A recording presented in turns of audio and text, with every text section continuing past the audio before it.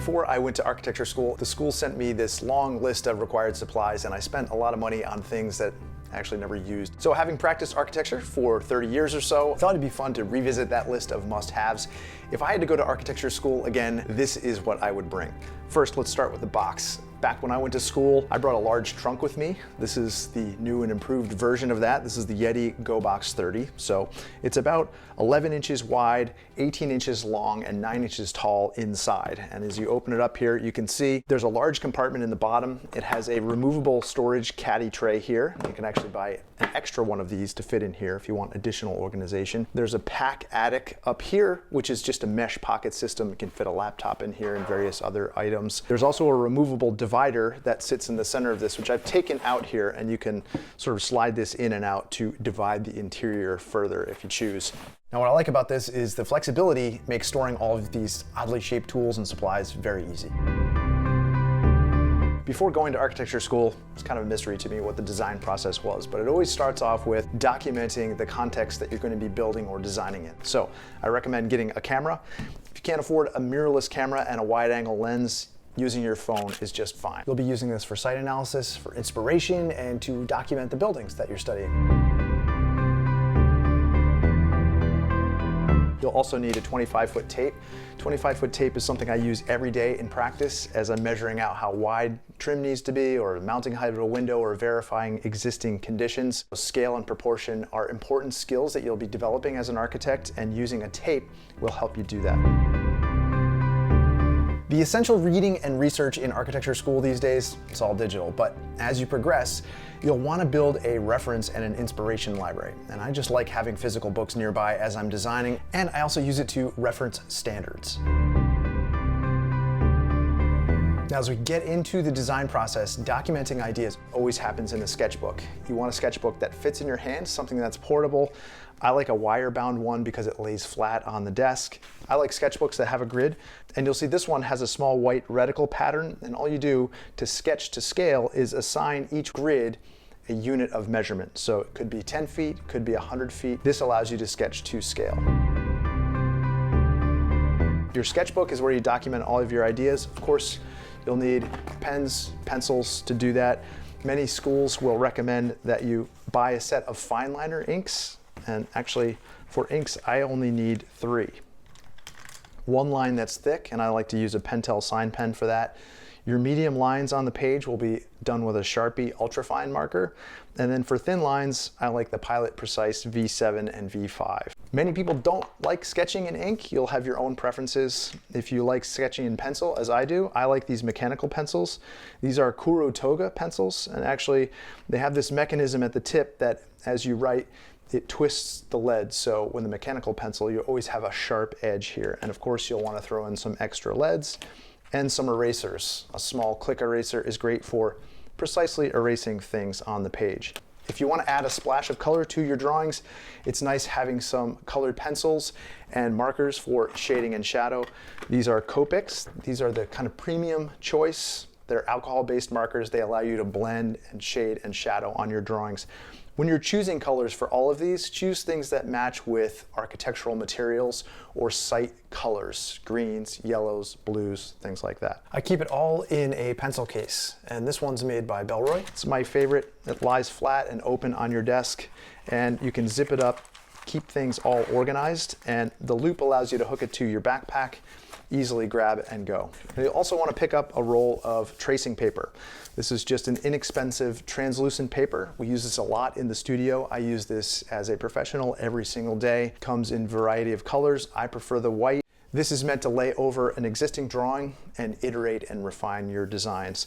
You'll go through a lot of this in architecture school. Now, to attach that to the surface of your drafting table, you're going to need some drafting dots, and because you're always changing drawings and adding things to and from your desk, having these little tabs of tape is a real handy and fast way to do that. I think one of the things I hadn't realized about architecture school is just how much you actually pin your work up on the wall and subject it to other people's review and critique. So you'll need some pins to do that, but don't be the person who shows up to crit without a set of T-pins. Now, these are tools which are kind of relics of practice.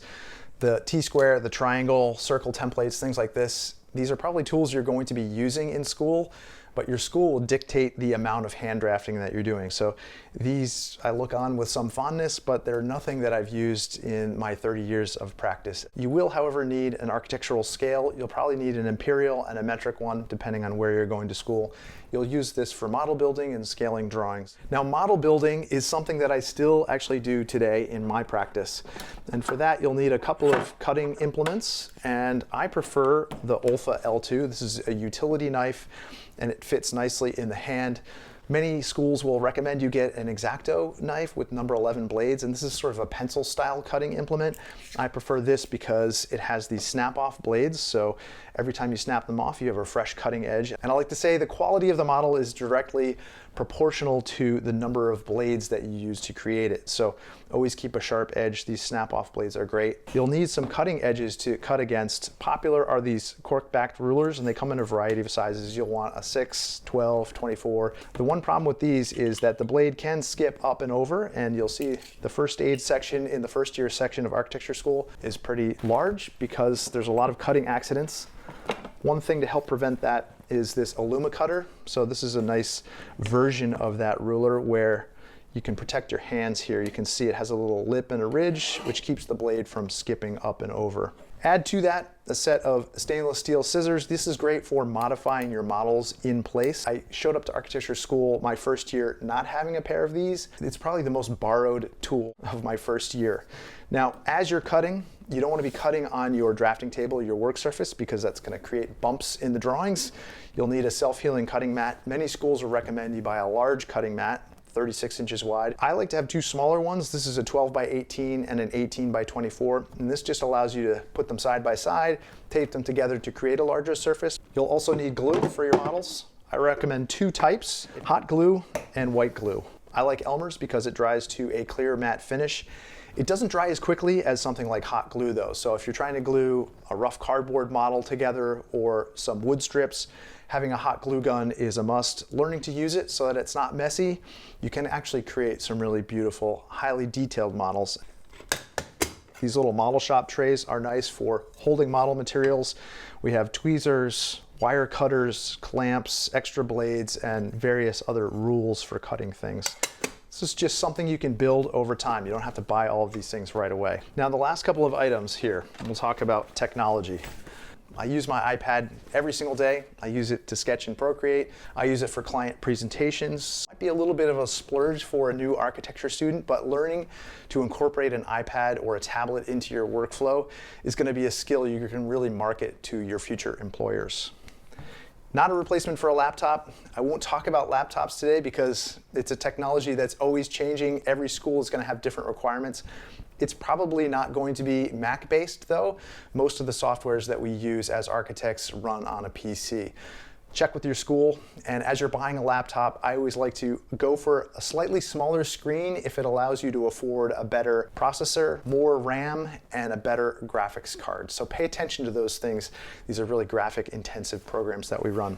And of course, the last thing in here is the tech pouch. And inside the tech pouch, I have a 360 camera. I have a little stand for my iPad. We have extra SD cards, headphones, all of our cables and connections, have a battery pack here, and probably most importantly, a portable hard drive. You always want to be backing up your work. You can download the free PDF guide with all the links to everything you see here, as well as a few bonus resources. Check the pinned comment below for the link to that. And tell me in the comments, what did I miss?